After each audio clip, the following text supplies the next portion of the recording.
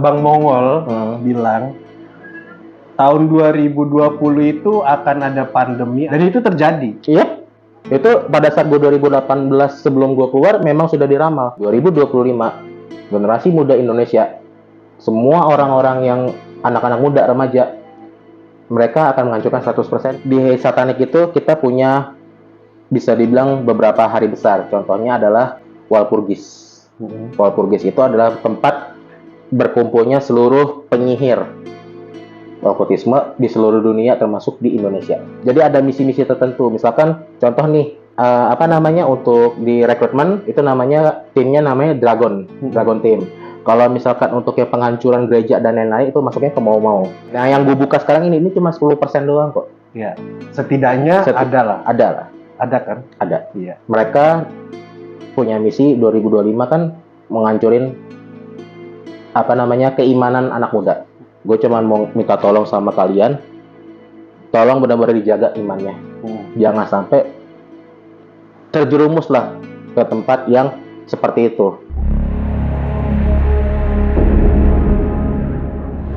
Jadi kita buka aja padanya. Maksudnya kalau misalkan kita mau cerita yang ajarannya seperti ini, jangan tanggung-tanggung. Kenapa? Karena gini, pada zaman dulu, zaman masa Orde Baru, zamannya pemerintahan Bapak Soeharto, saya juga harus terima kasih kepada Bapak almarhum Soeharto pada saat itu. Kenapa? Karena beliau berhasil menghancurkan sekte sesat juga, satanik juga. Oh, ini belum masuk di berita nih? Belum ada. Udah ada di berita. Itu nama ajarannya adalah Children of God.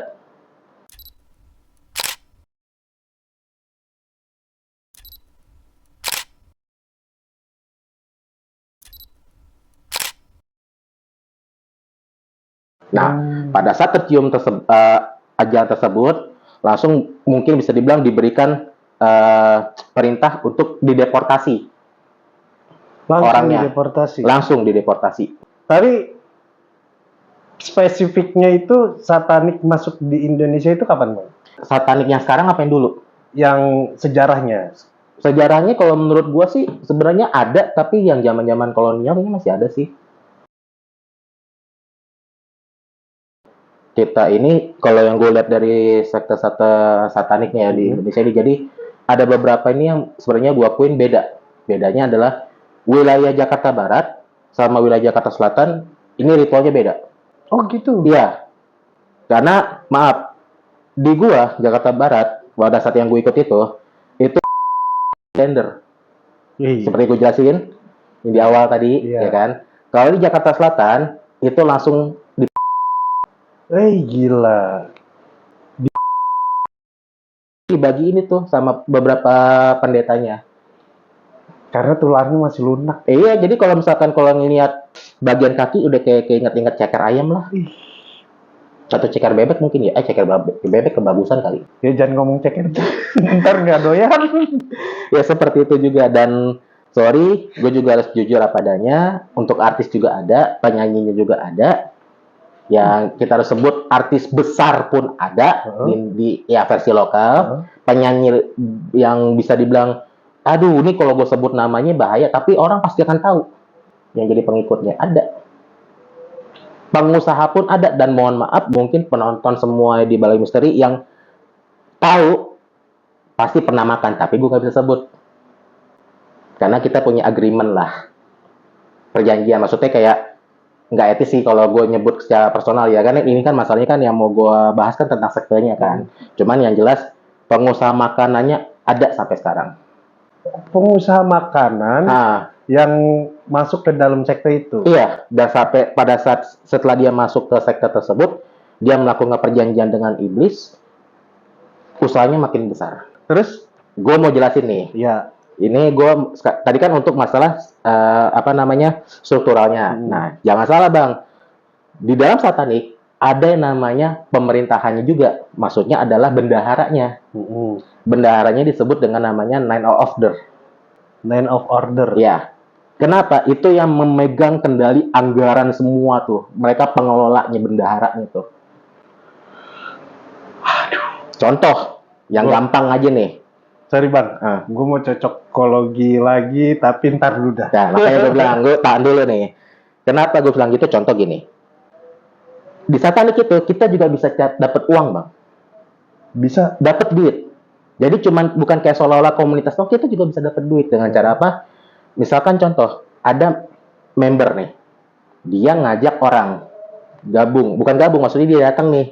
Dia ngeliat iniannya kita gitu kan. Itu dapat duit, Bang. Sistemnya kayak MLM. Wah, gitu. Jadi begitu lo sudah datang ke tempat acara kita, lo udah closing. Zaman itu 2013 sampai 2015 kalau nggak salah dapatnya 500.000. Cuman kalau sekarang gue harus update, gue jelasin, dapat duitnya itu 2.500.000 satu kepala. Berarti lu masih punya ada informan di dalam tuh? Masih. Informan gue jabatannya udah Witcher. Witcher itu udah masuknya udah penyihir. Si Mongol? Oh, dia panglima besar, Bang.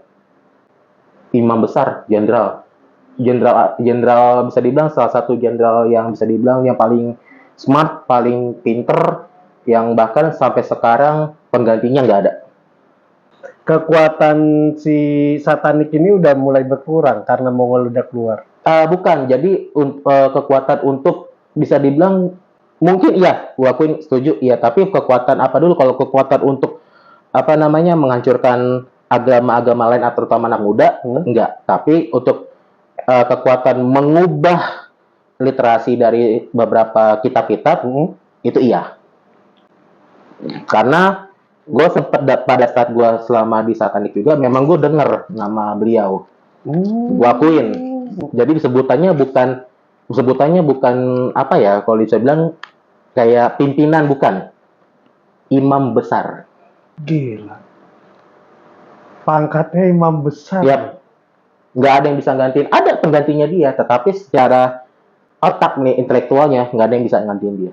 Gila. Sampai sekarang, nggak ada yang bisa gantiin. Bahkan dia sudah diakui sampai di beberapa wilayah di luar negeri lah.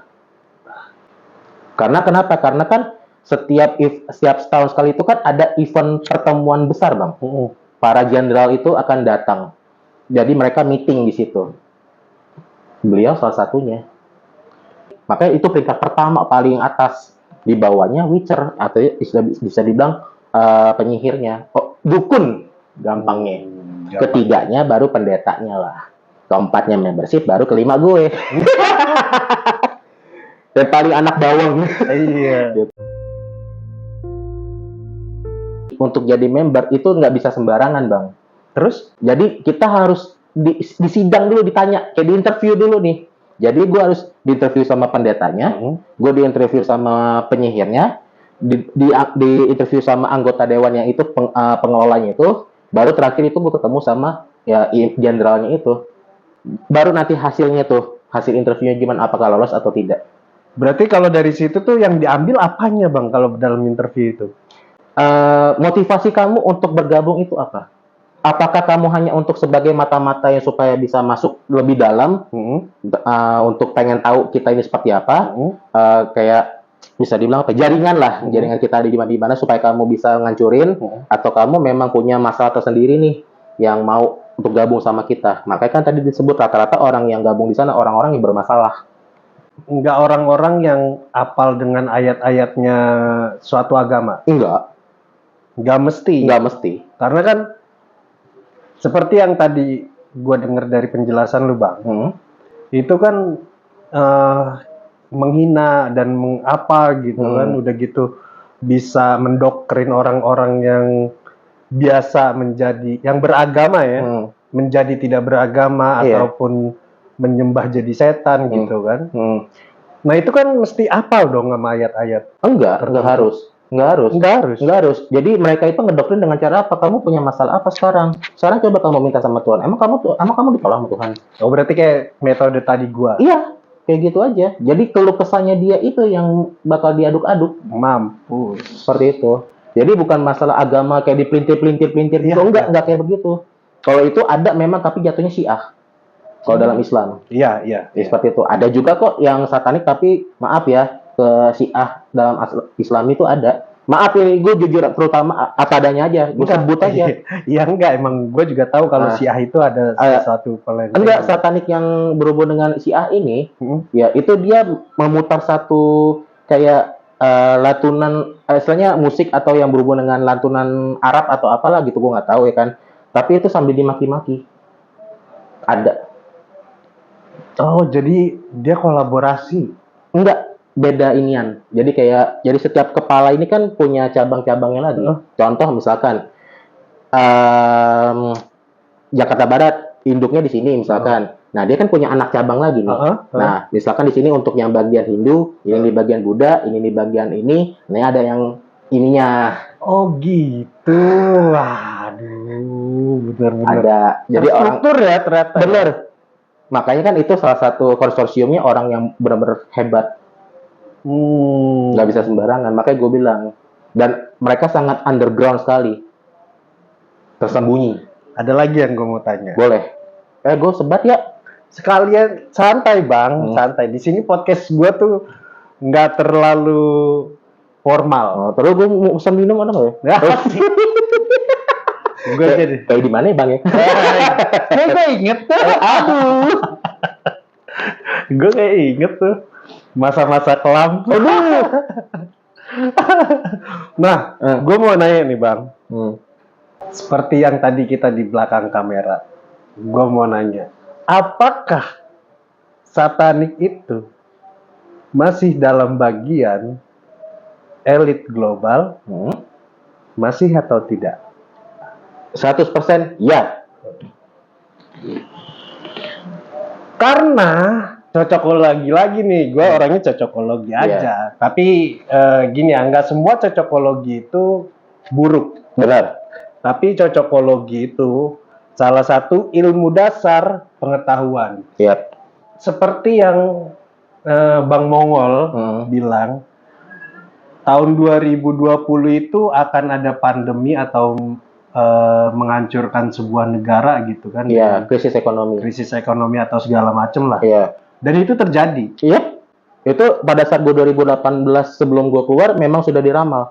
Oh. Dan 100% kenyataan kan terjangkit pandemi COVID ya kalau nggak salah. Iya, COVID ya seperti itu. Makanya kan semua dunia hancur ekonominya, sektor ekonomi hancur pada saat itu. Berarti benar dong. Iya. Dan jujur, nih gue harus akui juga, mereka juga punya misi.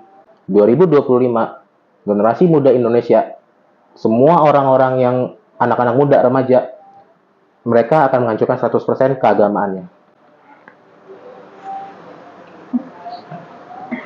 Jujur bang, jujur nih gue merinding nih gue. Ini nggak ada narasumber lain yang berani cerita nih, mereka mungkin masih nahan-nahan. Kalau gue apa adanya aja. Dan gue bersyukur alhamdulillah karena gue dapat narasumber yang berani untuk berbicara. Banyak banget pertanyaan-pertanyaan di dalam otak gue tentang kondisi. Iya. Sekarang itu banyak konten kreator, dia itu mengaku Islam, mengaku hafal ayat Al-Quran, dan memahami tentang kandungan, isi, dan maksud-maksud di dalam Al-Quran. Oknum ya? Oknum nih ya, gue bicara oknum ya. Gue menilainya ya, dia berusaha untuk menggiring pemahaman tentang agama itu adalah terlalu mistis, terlalu dogmatis, terlalu kolot. Di Al-Quran itu bukan relevan untuk diterapkan di kehidupan sekarang. Nah, gue ngebacanya, ini tuh penarikan pelan-pelan untuk supaya menjauhi anak muda dari agamanya. Berarti apa yang udah gue pikirin, apa yang udah gue coba untuk memahami, itu akan terjadi. Gue nggak bisa bilang iya atau tidak, semuanya balik lagi kehendak Allah. Iya, betul. Tapi balik lagi, ini gue jujur aja padanya. Yang bisa kita lakukan adalah kita harus tetap pertahankan iman. Jangan sampai kita terpengaruh dengan idola atau apapun itu, siapapun, influencer, oknum ya, yang memang yang mau menggiring kita untuk ke perbuatan hal yang tidak baik. Artinya gini loh, kita manusia ini kan makhluk yang sempurna. Kita diberikan akal. Ya harusnya kita bisa pakai akal sehat kita dong. Ini benar atau tidak? Harusnya kita bisa memilah dan bisa memilih gitu loh. Nah, kalaupun emang misalkan dia mau cuap-cuap soal yang dia senangi seperti itu, ya silakan, nggak masalah kan. Mungkin memang buat medianya seperti itu, untuk konten doang kan, seperti itu. Cuman kan, baik lagi, yang nonton ini kan nggak cuma orang dewasa, tapi kan ada anak kecil juga masalahnya. Betul. Makanya gue minta tolong nih, mungkin untuk semua penonton Balik Misteri juga, yang punya anak kecil, tolong lebih diberikan bekal agama lagi. Orang tua ya udah biarin aja anak gue mau ngapain kek, ya orang tua fokus masing-masing gitu kan. Jangan kayak begitu, karena kenapa, suatu saat nanti anak ini nanti ada orang luar yang akan ngedoktrin. Gue setuju. Makanya kita harus benar-benar jaga dengan cara apa? Satu, kita berikan kasih sayang. Kedua, pemahaman agamanya harus diiniin. Betul. Terus kalau bisa harus diikutin, kalau Islam ngaji, kalau misalkan Kristen ke gereja ataupun apapun itu ya agamanya sesuai dengan ajaran masing-masing aja. Jangan sampai terpengaruh dengan konten-konten ataupun yang sifatnya menjerumuskan. Ya ada juga yang konten kreator bilang gini, Al-Quran itu nggak mesti dihafalin dan nggak perlu hafal. Ada tuh ya. Ada. Tapi yang ngomong itu menghafalkan dan dijadiin konten. Sekarang kan begitu kan? Ada. Akhirnya mereka, anak-anak muda sekarang yang, maaf ya, gue nggak bilang mereka bodoh nggak, tapi pemahaman tentang konsep itu kurang lah. Iya, karena mereka dari awal itu mungkin pemahamannya atau bekal agamanya kurang. Nah, sebenarnya kan agama itu kan harus sesuai dengan logika dulu, baru diimani. Iya. Masuk gak di akal lo? Kalau masuk baru diimanin. Jangan diimanin dulu baru di logika. Salah. Sampai kapanpun gak akan ketemu apa yang mau diimani kalau logika aja nggak masuk.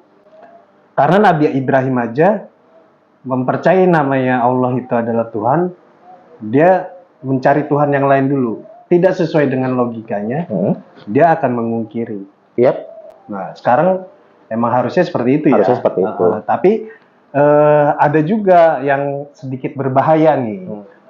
Ada orang ngomong gini, sukses itu karena diri gua. Ya bagi orang yang sudah sukses, dia bisa ngomong seperti itu karena emang dikasih sukses. Coba kalau misalnya orang-orang yang susah, ya kayak kita-kita lah yang biasa aja. Untuk menjadi sukses itu susah. Nah, ini gua akan jawab ke sisi satanik. Nah, orang-orang yang seperti itu adalah orang yang sangat disenangi sama Lucifer. Wih. Karena Lucifer itu adalah the Lord of, bisa dibilang lust, kesombongan. Dia itu adalah salah satu raja iblis yang memang menguasai sifat yang namanya kedengkian dan yang namanya kesombongan. Kan gini, Lucifer itu dulunya malaikat, Bang. Dia adalah salah satu malaikat yang paling sempurna wujudnya, paling bagus, paling mulia di antara seluruh malaikat. Lucifer itu kenapa bisa terbuang? Karena dia ingin menyamakan dirinya sebagai Tuhan dengan keagungannya dia. Gila. Terlempar.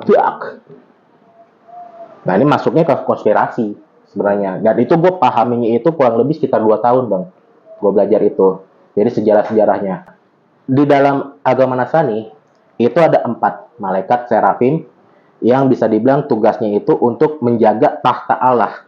Kalau kita di Islam, pemikul ars.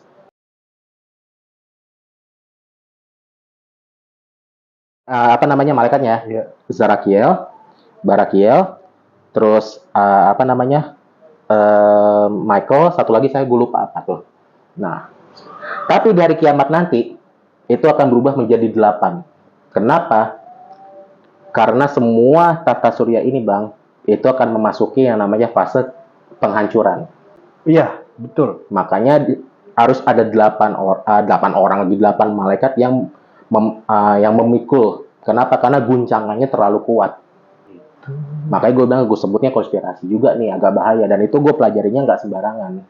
Kenapa? Karena ini gue mencocokkan agama Nasrani, agama Yahudi dengan agama Islam. Sebenarnya sama. Cocok semuanya, cuman ada beberapa sedikit berbeda aja. Kita masuk ke okultisme atau perdukunan. Di satanik ada dukunnya juga. Sihirnya juga ada. Kenapa gue bilang begitu? Maaf nih, Bang ya. Untuk semua pendeta yang punya ilmu sihir, sihirnya itu udah di atas rata-rata. Jujur, gue akui apa adanya tanpa ditutupi dan tanpa dilebay-lebaykan. Kenapa gue bilang begitu? Gue pernah ngalamin langsung. Kita lagi main ke daerah, waktu itu kalau nggak salah di daerah Serpong. Berkunjunglah ke satu tempat, dan tiba-tiba hujan deras. Tahu nggak yang dilakuin sama salah satu pendeta satanik itu apa? Yang di guanya ya, digeser hujannya. Gila. Percaya tidak percaya, tapi ini kenyataan. Terserah, ada yang bilang gue dongeng, gue apa segala macam, tapi ini apa adanya, real. Dan satu lagi, pesugihan. Nah, dan satanik itu bang, itu memang kita memang tidak boleh tidak diperbolehkan untuk melakukan pesugihan lah kepada iblis. Walaupun kita memuja iblis dengan mengagung-agungkan, memuji-muji gitu, tapi tidak disembah, jangan disembah. Kalau kita melakukan pesugihan, itu samanya kita menyembah. Kenapa gue bilang begitu? Karena ada pernah kejadian di depan mata gue langsung bang. Ada salah satu bisa dibilang member, dia pengusaha, dia bisa dibilang dengan modal pas-pasan, ya namanya dagang kan, kadang pasang, kadang untung, kadang rugi gitu ya kan, pasang surut ya kan. Dia keuangannya anggaplah udah mau menipis, dia nggak mau yang namanya usahanya ini sampai jatuh bangkrut. Dia ngobrol sama salah satu pendeta dan sama salah satu penyihirnya kita, terus akhirnya dia mau melakukan pemujaan, pesugihan bang. Akhirnya minta izin dulu sama imamnya lah gitu kan, sama yang petingginya ini. Baru setelah disetujui, gue datang ke salah satu wilayah villa di Bandung waktu itu. Jadi memang ada salah satu villa di Bandung, gue nggak bisa sebut namanya. Itu memang ada satu rumah gede juga, tapi memang itu ada salah satu bagian dari ritual pesugihan di dalam satanik itu. Pada saat gue datang, itu gue nyampe kalau nggak salah sore bang, sekitar jam 4 atau jam 5-an. Persiapan kan gue sebagai simpatisan doang kan, tapi memang karena gue punya orang dalam di sana, teman gue juga ngikut, dan ya udah gue akhirnya dikasih lihat tuh semuanya tuh bang. Jadi cara ritualnya gimana, jadi dibentuk sigil, lo mau manggil siapa, mau manggil dia mau kebutuhannya untuk banyak duit, ya dipanggil siapa, Baal, Beelzebub. Raja iblisnya namanya Baal, Beelzebub. Boleh dicek silakan. Baal itu di Arab juga ada. Iya, Baal. Nah, cuman kalau di sini kan namanya kan Beelzebub. Nah, kan. Dia itu bentuknya itu bang, itu kayak lalat. Nah, gue dipasangin sigil untuk keamanan gue juga. Karena memang pengaruh kekuatannya lebih besar dibandingin kayak lo ketemu sama iblis atau jin-jin yang di hutan atau apalah yang bisa disebut dengan kuat nih, energinya kuat nih. Itu masih kalah kalau buat gue. Pada saat dia datang, dibacain mantranya, ya kan. Itu pertama itu nongol itu satu lalat, tapi lalatnya itu kayak lalat-lalat hijau yang biasanya hinggap di tai atau di tempat sampah. Ya, tahu. Cuman gedenya segini, setengah jempol. Dia diam di situ gitu, dan itu bunyinya jelas. Biasanya kalau lalat itu kan suka kalau kedengaran bunyinya itu kalau dekat-dekat kuping. Ya. Itu posisinya dia di depan situ, gua di belakang, itu suaranya kedengeran. Gitu. Nggak lama, itu dari belakang ada banyak suara lalat, itu bisa dibilang kayak jutaan atau ratusan juta. Itu benar-benar kayak, bang, percaya nggak percaya, ini kayak di film-film bang. Itu dia berterbangan bang ke tempat yang di di area altarnya itu, pemanggilan itu, ngumpul, jalan lama kayak ngebentuk satu sosok. Sosoknya itu kayak iblis gitu, tapi nggak ada sayapnya. Bogel, pendek. Mungkin teman-teman bisa cek kalau misalkan nonton film The Lord of the Rings, ada yang namanya kayak Dobby atau siapa yang iblisnya itu tuh, sorry kayak gitu-gitu. Nah, pendeknya seperti itu. Atau kalau nonton film 13 Spartan, nah itu ada tokoh NPC yang pendek, nah itu kayak gitu. Cuman pada saat dipanggil itu bang, percaya nggak percaya, gue muntah darah. Beda, kekuatannya beda banget. Gue berasa kayak gimana ya, dibilang panas nggak panas, dibilang gua sakit juga nggak sakit, tiba-tiba ini kayak muntah gitu loh, kayak mual darah. Gua yang tadinya muntah begini, terus gua kayak begini, kayak nyender gitu. Jadi ada kayak bisa dibilang kayak penyangga dinding atau apa. Gua sambil istighfar, astagfirullahaladzim. iblisnya itu si Bali tuh bang, yang tadinya itu ngeliat ke pendetanya, itu tiba-tiba ngeliat ke gue. Jadi dia di posisi begini, terus dia kayak gini. Itu agak lama tuh ngeliat ini. Percaya nggak percaya. Terus nggak lama balik lagi ke sini, itu kayak ngomong batin, tapi mulutnya gitu bang. Tapi nggak ada suara. Cuma kayak kedengeran. Nah, pendetanya nggak ngomong.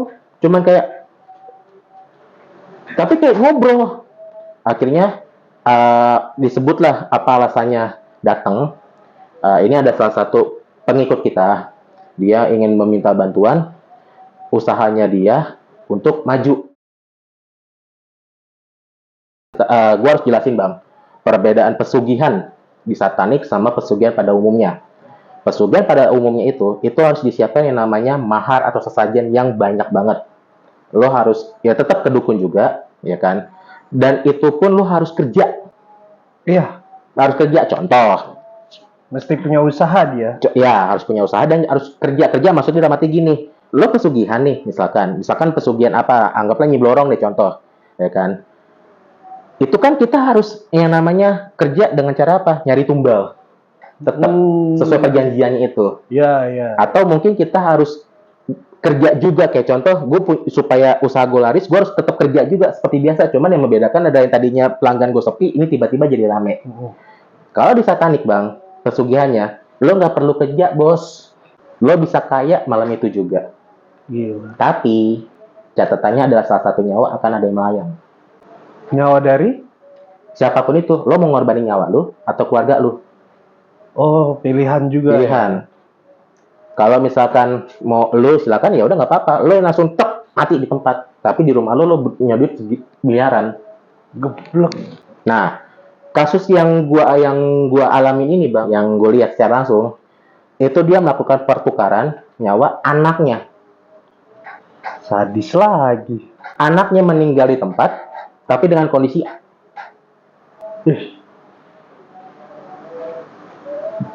Kenapa gue bisa bilang begitu? Karena gini, jadi gue jelasin sedikit. Jadi pada saat dia udah melakukan perjanjian tersebut, sosok iblisnya yang udah nggak ada, pergi lagi. Terus kemudian nggak lama ditelepon, ada telepon, ternyata istrinya nelpon ngasih tahu bahwa anaknya ini kayak kejang-kejang. Tapi begini, gitu. Jadi di rumah itu? Dia di rumah. Jadi begitu dia langsung abis dia hilang gitu, kan udah selesai nih ritualnya, dia hilang langsung. Anjir. Seketika itu langsung ditelepon, nggak nyampe semenit, bos. Hitungan detik?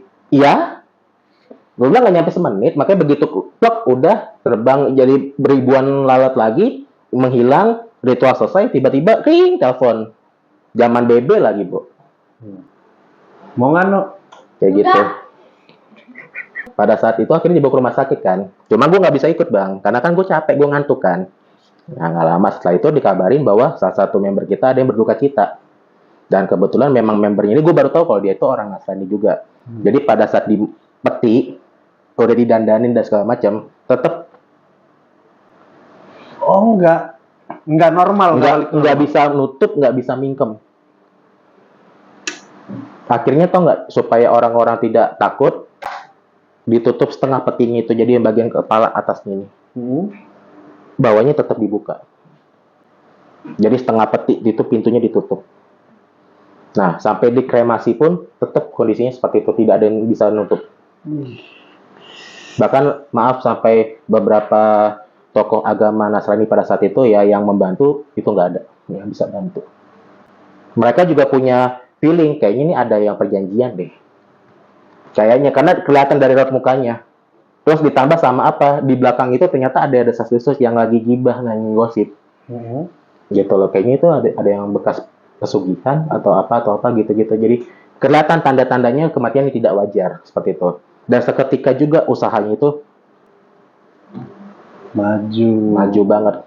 Dan sekarang mohon maaf ya Bang ya, dia bisnisnya itu di bidang makanan, food court. Teman-teman yang pernah makan pasti nggak asing. Brandnya besar atau brand kecil nih? Besar sekarang, gua akuin. Sudah sekelas, bukan nggak sekelas banget sih, nggak. Hampir mendekati lah kalau untuk versi lokal lah, untuk sekelas ayam tepung. Gua kayaknya tahu tuh.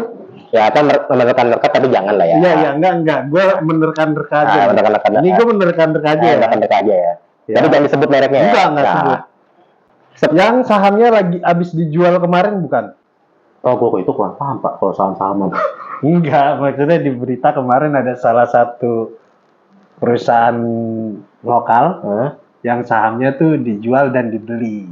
Dan sebenarnya ini sih awalnya kecil, akhirnya jadi buka outlet satu, outlet lagi. Dia buka IPO kok sekarang? IPO? Dah, cukup. Oh, ya. Pokoknya untuk yang mau nanam permainan trading saham, udah ada kok.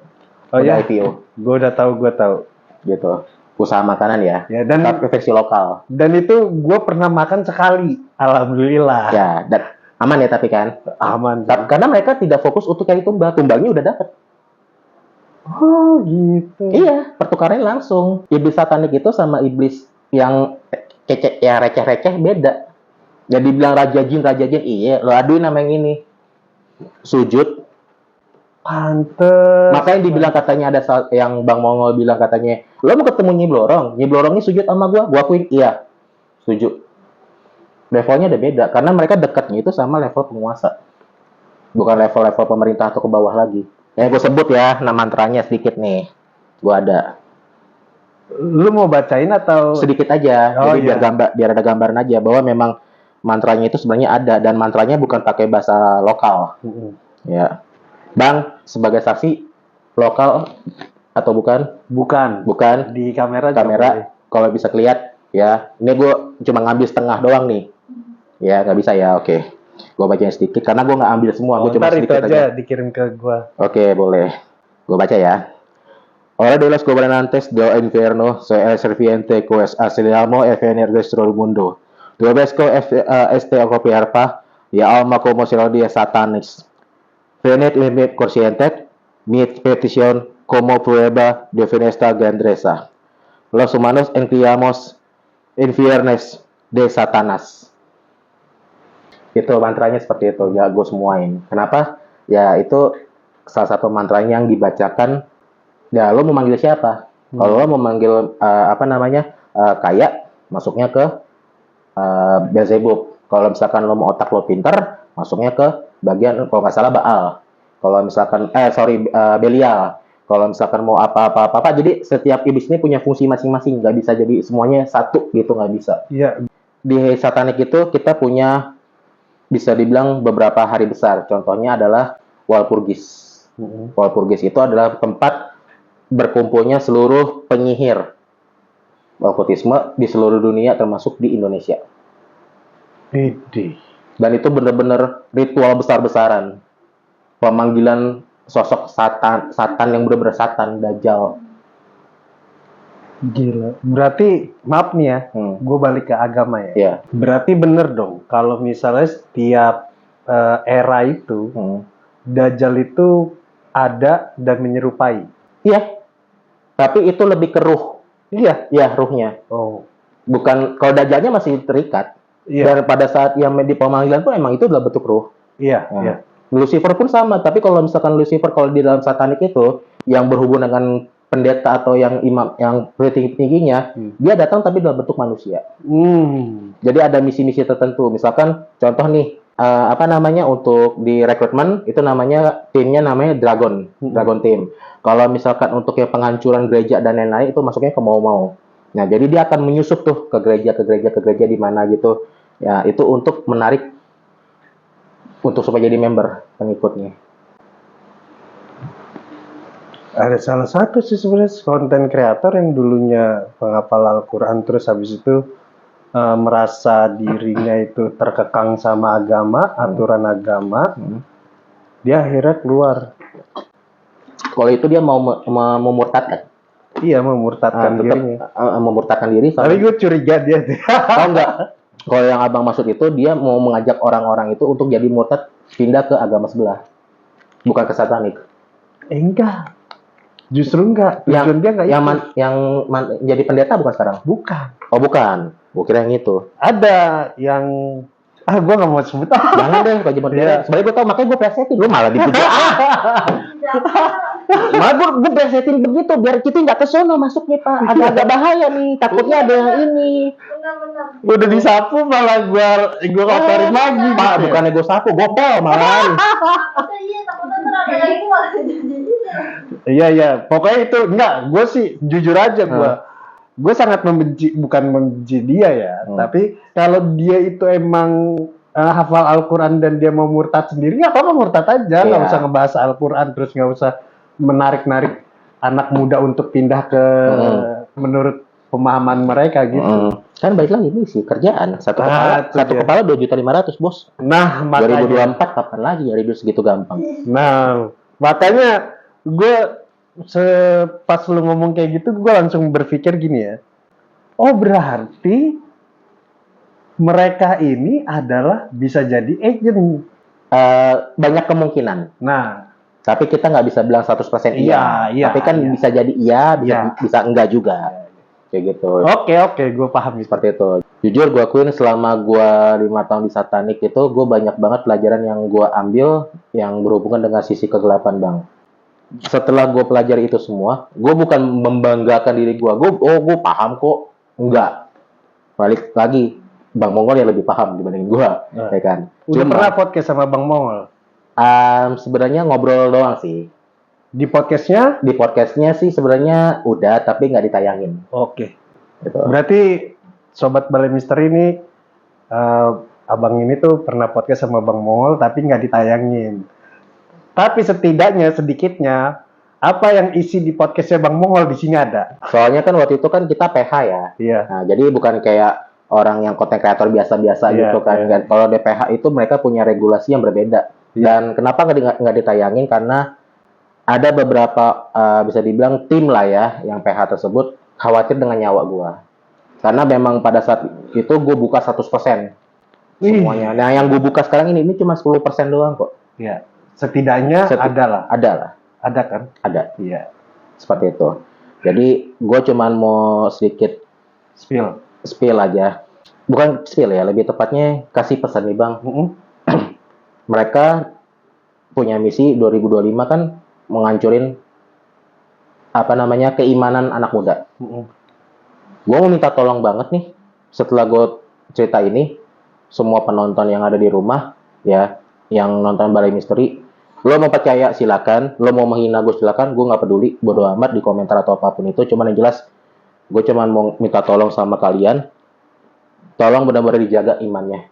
Jangan sampai terjerumus lah ke tempat yang seperti itu, yang benar-benar istilahnya lo sampai jadi member ya, itu jangan sampai. Karena gue punya misi waktu itu adalah gue pengen cuma mempelajari apa sih yang ada di dalamnya ini, dan setelah gue pelajari itu banyak yang menurut gue sangat berbahaya dan gue memutuskan untuk gue keluar dari simpatisan itu. Oke. Jadi asal usul lu keluarnya gara-gara itu ya? Iya, dan bener-bener gue nggak bisa jelasin kenapa, karena gue pernah ngeliat secara langsung konsorsiumnya nongol depan mata gue.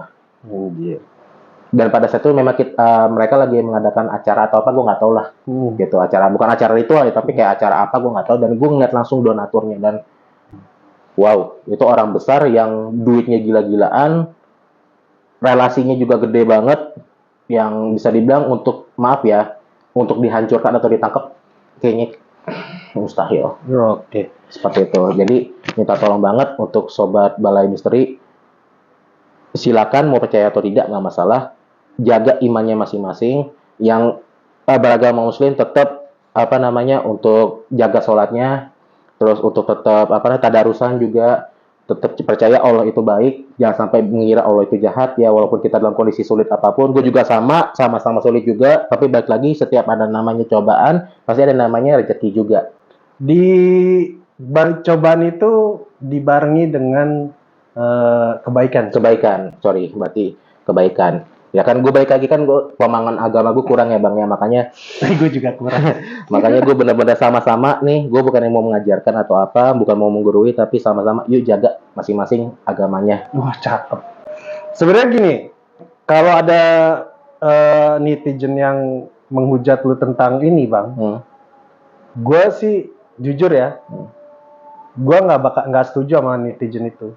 Karena apa? Gue sendiri melihatnya itu banyak konten kreator itu yang mulai menjauhi anak muda dari agamanya. Itu dengan apa? Dengan alasan logika. Terus agama itu udah nggak logika.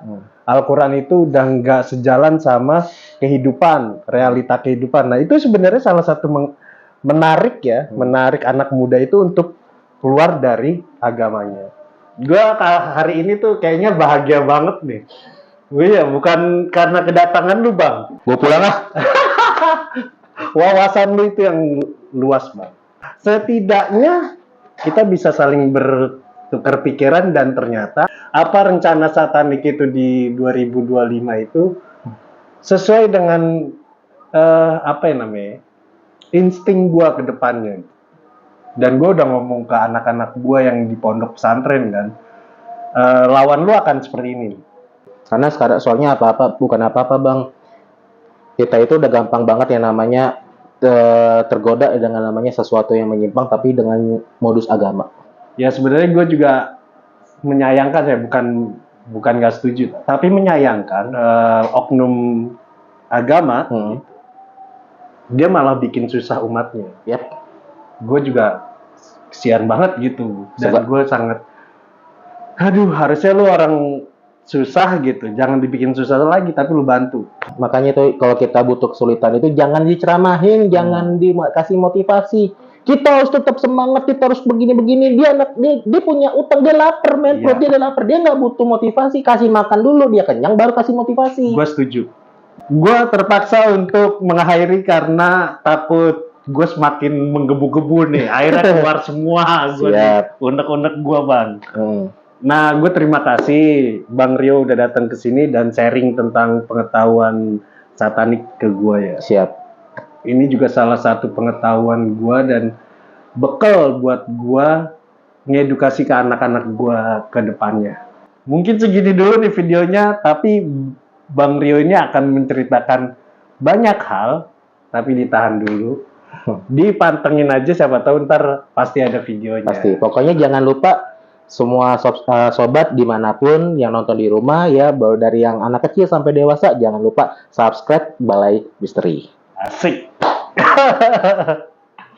Hari ini gua akhirin, gua Haris Setiawan dan Mario Teguh. Sahabat-sahabatku yang super. Izin pamit. Assalamualaikum warahmatullahi wabarakatuh.